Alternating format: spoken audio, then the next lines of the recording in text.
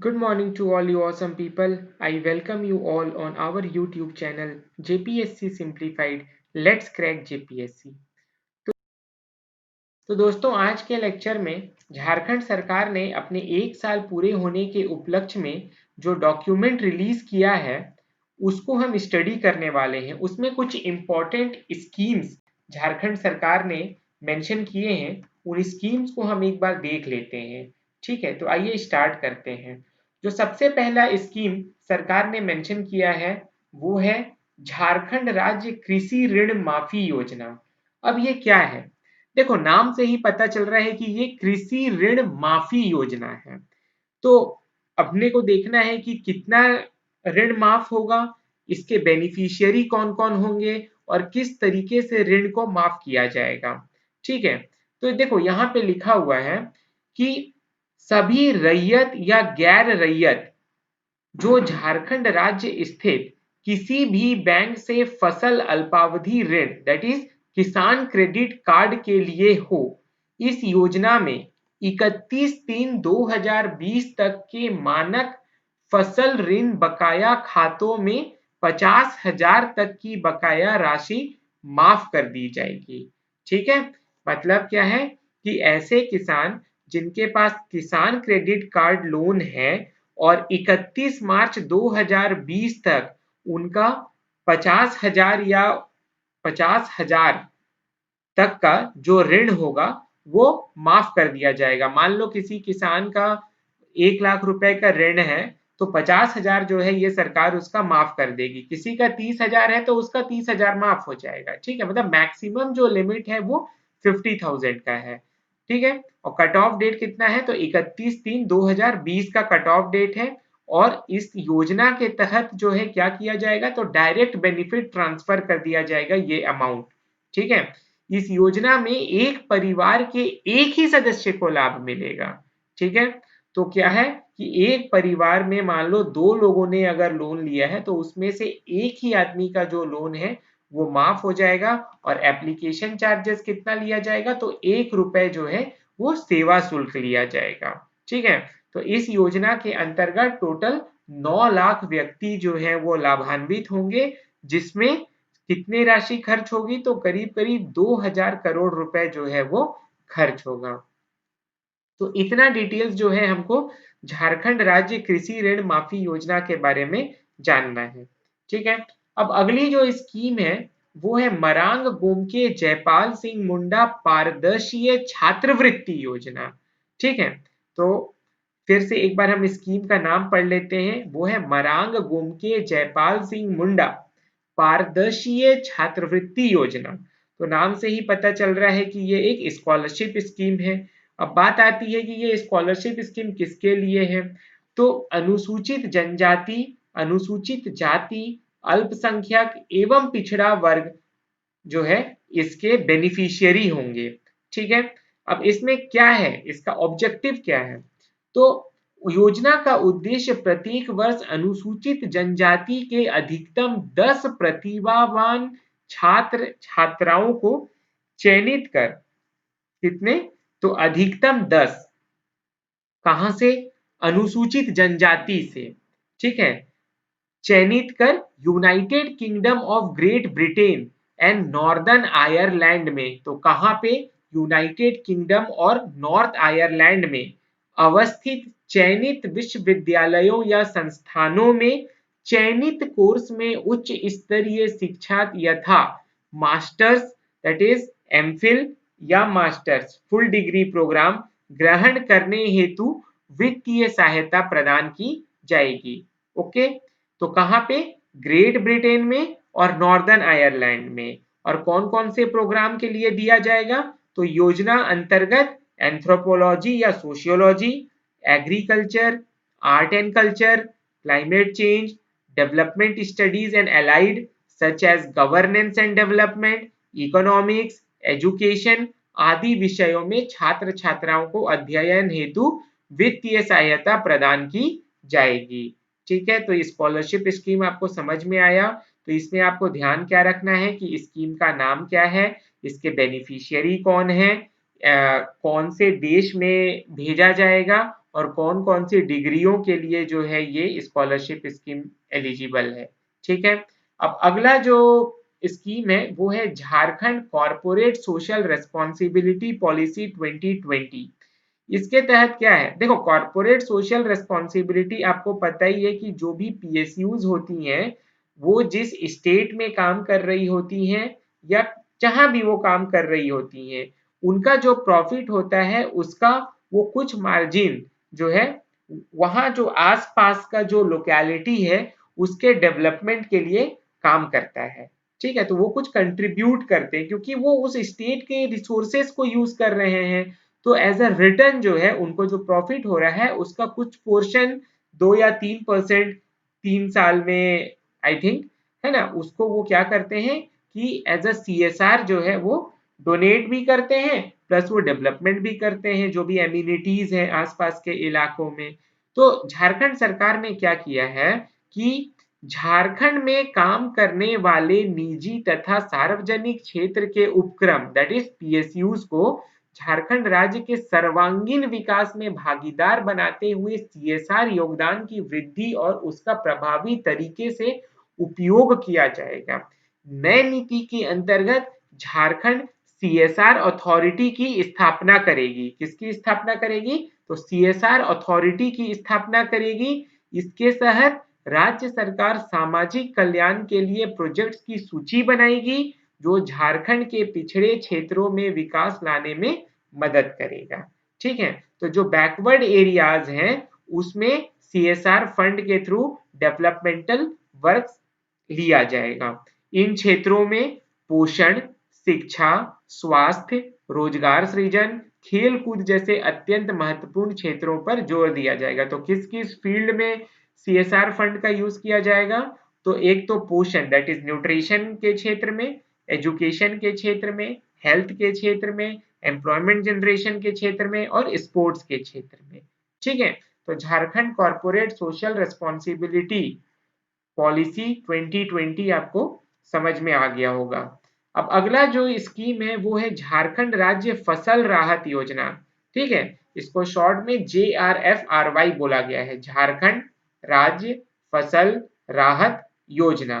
तो नाम से ही पता चल रहा है कि ये जो है एक तरीके से अगर आपके क्रॉप्स बर्बाद हो जाते हैं तो आपको कुछ राहत दिया जाएगा, उस पर बेस्ड है। अब इसका डिटेलिंग क्या है, तो नई योजना की स्वीकृति दी गई है। यह योजना मुख्य रूप से किसी भी प्राकृतिक आपदा और प्राकृतिक दुर्घटनाओं के कारण फसल क्षति की स्थिति में कृषकों को आर्थिक सहायता प्रदान की जा सकेगी। तो ध्यान रखिएगा कि सिर्फ और सिर्फ प्राकृतिक आपदा और प्राकृतिक दुर्घटनाओं के कारण, ठीक है, अगर मैनमेड डिजास्टर होता है तो नहीं दिया जाएगा ओके राहत।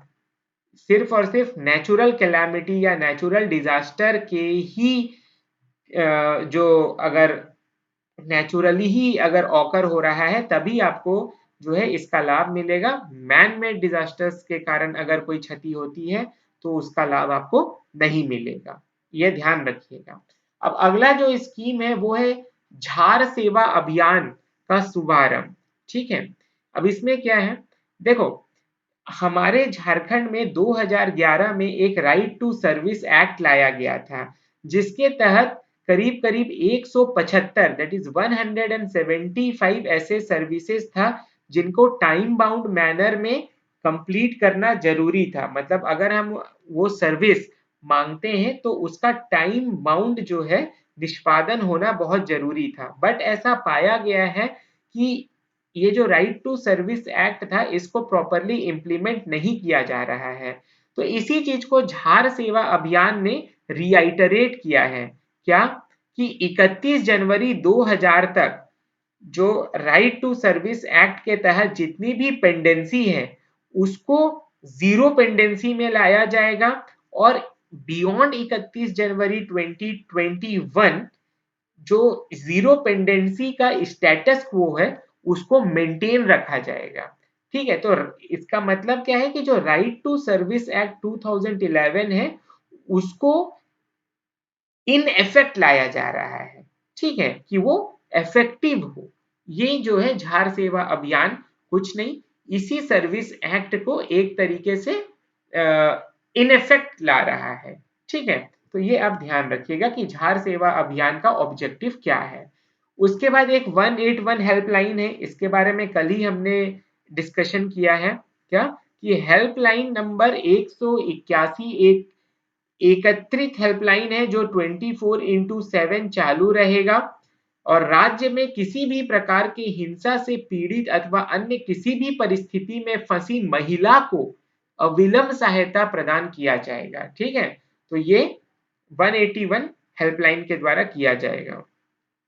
उसके बाद इसमें क्या है कि इसके द्वारा महिलाओं को विभिन्न सरकारी योजनाओं और कार्यक्रमों की जानकारी भी इस हेल्पलाइन से दी जाएगी। ठीक है, तो अगर उनको कोई प्रॉब्लम है तो भी वो इस नंबर पे कॉल कर सकती हैं और अगर उनको वुमेन रिलेटेड किसी स्कीम्स के बारे में जानना है तो भी वो इस हेल्पलाइन पे कॉल कर सकती हैं। तो एक तरीके से ये वन स्टॉप सोल्यूशन है वुमेन के लिए। ठीक है, अब अगला जो स्कीम है वो है राज्य के 27 स्कूल ऑफ एक्सीलेंस का डिजिटल लॉन्च एवं निर्मित भवनों का उद्घाटन किया जाएगा। ठीक है, तो आपको पता ही है कल अपन ने डिस्कस किया कि स्कूल ऑफ एक्सीलेंस जो है हमारी झारखंड सरकार बना रही है। सीबीएसई के तौर पर जो 80 स्कूल्स हैं झारखंड के, उनको क्या है कि मॉडल स्कूल्स या स्कूल ऑफ एक्सीलेंस के तौर पे जो है झारखंड सरकार तैयार करेगी। उसमें से 27 उत्कृष्ट विद्यालयों का शिलान्यास जो है अभी किया गया। ठीक है, इतना आप ध्यान रखिएगा। अब बात आती है कि ये जो मॉडल स्कूल्स या स्कूल ऑफ एक्सीलेंस बनाए जाएंगे, इसमें फैसिलिटीज क्या क्या होंगी। तो फैसिलिटीज जैसे बेहतर वर्ग कक्ष, विज्ञान एवं गणित के प्रयोगशाला कक्ष, ठीक है, लेबोरेटरीज जो हैं, संसाधनों से भरपूर पुस्तकालय that is library, stem lab, Vidya stem का क्या मतलब होता है, science technology engineering and mathematics. ठीक है, STEM ध्यान रखिएगा। देन विद्यार्थियों के खेल कूद को ध्यान में रखते हुए सभी आवश्यक व्यवस्था को शामिल किया गया है। प्रत्येक विद्यालय में पर्याप्त शिक्षकों की व्यवस्था भी की जाएगी। ओके, तो ये जो है स्कूल ऑफ एक्सीलेंस 27 अभी लॉन्च किया गया है और टोटल क्या है कि 80 स्कूलों को as a school of excellence जो है वो तैयार किया जाएगा। ठीक है, उसके बाद अगला जो स्कीम है वो है झारखंड राज्य खाद्य सुरक्षा योजना that is food security act. आपको पता ही है कि झारखंड में जो है ये फूड सिक्योरिटी एक्ट चलता है। जहां तक मुझे ध्यान है आई थिंक 2014 में है ना, 2014 में जो है ये फूड सिक्योरिटी एक्ट झारखंड सरकार लेके आई थी। एक तो सेंट्रल गवर्नमेंट भी चलाती है और स्टेट भी अपना चलाता है। अब ये जो नया स्कीम आया है झारखंड राज्य खाद्य खाद्य सुरक्षा योजना, इसमें क्या किया गया है कि ऐसे लोग जो कि फूड सिक्योरिटी एक्ट के तहत छूट गए हैं, ठीक है, जिनका इंक्लूजन नहीं हो पाया है, वैसे गरीबों को 1 रुपए प्रति किलो के दर पर 5 किलो चावल प्रतिमाह मिलेगा। हरे रंग का अलग राशन कार्ड परिवार के महिला मुखिया के नाम पर दिया जाएगा। ठीक है, तो जिनका इंक्लूजन नहीं हो पाया है सेंटर के फूड सिक्योरिटी एक्ट में, उनको झारखंड सरकार अपनी तरफ से 1 रुपया प्रति किलो के दर पे 5 किलो चावल प्रतिमाह दिया जाएगा और उनका जो राशन कार्ड है वो अलग दैट इज लाल सॉरी हरे रंग का होगा। समझ में आया। तो जो सेंटर का जो फूड सिक्योरिटी एक्ट होता है उसके तहत उनका जो राशन कार्ड होगा वो अलग है और झारखंड सरकार का जो फूड सिक्योरिटी एक्ट है उसका राशन कार्ड का कलर जो है वो क्या होगा, तो ग्रीन होगा और राशन कार्ड जो है वो महिला मुखिया के नाम पर होगा। ठीक है, जो लेडीज होंगी उनके नाम पर होगा। आदिम जनजाति के परिवार, विधवा, परित्यक्तता, असाध्य रोग से ग्रसित और अकेले रहने वाले बुजुर्ग को प्राथमिकता दी जाएगी। छूटे हुए योग्य आवेदकों को प्रतीक्षा सूची में रखा गया है जिन्हें रिक्त स्थान होने के बाद जोड़ दिया जाएगा। ठीक है, इस योजना के हेतु लोगों के चयन के समय समावेश मानकों की एक विस्तृत सूची बनाई गई है। तो ये जनरल सी बात है। ठीक है, तो ये आप ध्यान रखिएगा कि झारखंड राज्य खाद्य सुरक्षा योजना जो है वो क्या है। ठीक है, अब अगला जो स्कीम है वो है मुख्यमंत्री पशुधन विकास योजना। तो नाम से ही पता चल रहा है क्या कि इसमें जो है ये एम्प्लॉयमेंट के लिए जो है आपको कुछ ना कुछ एनिमल हस्बेंड्री से रिलेटेड जो है सरकार की तरफ से अनुदान दिया जाएगा। तो इसमें दो तरह की योजनाएं हैं, एक है पशुपालन प्रक्षेत्र की योजना और एक है गव्य प्रक्षेत्र की योजना। ठीक है, अब इसमें क्या क्या है, तो देखो जो पहला जो स्कीम है पशुपालन प्रक्षेत्र की योजना, इसके तहत असहाय विधवा औरत या दिव्यांग या निसंतान दंपत्ति जिनकी उम्र कम से कम 50 वर्ष हो के लिए अनुदान का वास्तविक लागत का 90%, जबकि अनुसूचित जनजाति के वैसे लाभुक जिन्हें कल्याण विभाग के माध्यम से इस योजना का लाभ दिया जाएगा, उन्हें इस योजना के वास्तविक लागत का 100% का अनुदान तथा अन्य सभी लाभुकों को वास्तविक लागत का 50% अनुदान के साथ योजनाओं का लाभ दिया जाएगा। ठीक है, तो अगर आप पशुपालन के क्षेत्र में दैट इज एनिमल हस्बेंड्री के क्षेत्र में कुछ आप काम करते हैं, जैसे कि पोल्ट्री हो गया या फिशिंग से रिलेटेड कुछ आप काम कर रहे हैं, तो उस पे क्या है कि जो मुर्गी पालन हो गया, ये सब में क्या है कि अगर आप इस तरीके के बिजनेस करते हैं तो जो झारखंड सरकार है वो आपको एक तरीके से सब्सिडी देगी।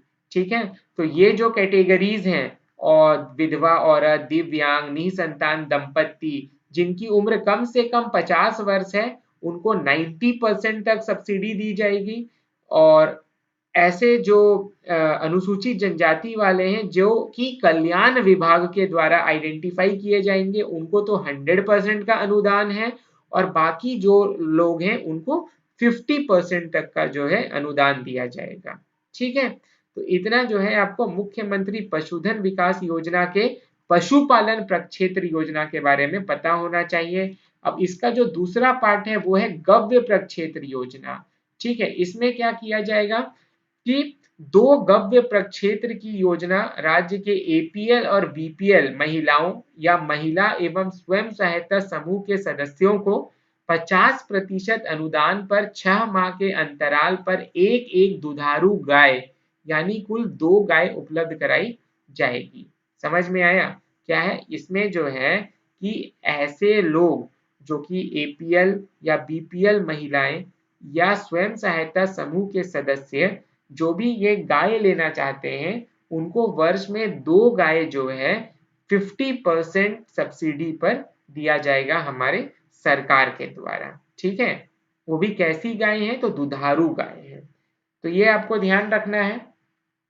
ठीक है, ये जो आपका मुख्यमंत्री पशुधन विकास योजना है, इसके तहत जो 2 सब योजनाएं हैं ये आपको समझ में आ गई। उसके बाद अगला जो योजना है वो है सार्वभौमिक वृद्ध कल्याण योजना। इसके तहत क्या है कि पहले क्या था कि जो वृद्धावस्था पेंशन योजना है उसके तहत 3,65,000 वृद्धों को ही पेंशन का लाभ दिया जा रहा था, लेकिन बहुत सारे ऐसे एलिजिबल बेनिफिशियरीज थे जिनको इसका लाभ नहीं मिल रहा था। इसीलिए सरकार ने इस योजना को सार्वभौमिक रूप देते हुए दैट इज यूनिवर्सल बनाते हुए योजना के लाभ से 100% योग वृद्धों को आच्छादित करने का फैसला लिया है। सभी लाभुकों को प्रति माह 1,000 रुपया बैंक खाते में भेज दिया जाएगा। ठीक है, तो जिन ऐसे ऐसे जो वृद्ध हैं जो कि अभी इस स्कीम के तहत जिनको बेनिफिट नहीं मिल रहा है, अब झारखंड सरकार क्या है कि इस स्कीम को यूनिवर्सल कर रही है। ठीक है, जो भी क्राइटेरिया होगा उस क्राइटेरिया में जितने भी वृद्ध आएंगे उन सभी को 100% जो है 100% योग जितने भी वृद्ध आएंगे सभी को प्रति माह 1,000 रुपए का जो ये पेंशन है वो दिया जाएगा और डायरेक्ट बेनिफिट ट्रांसफर के थ्रू उनके बैंक खातों में भेज दिया जाएगा।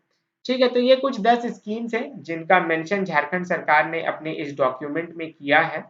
तो इस बार नए डॉक्यूमेंट्स हैं तो आप जरूर से ध्यान दीजिएगा कौन सी स्कीम्स हैं, क्या हैं, क्या इसकी निटिग्रिटीज हैं।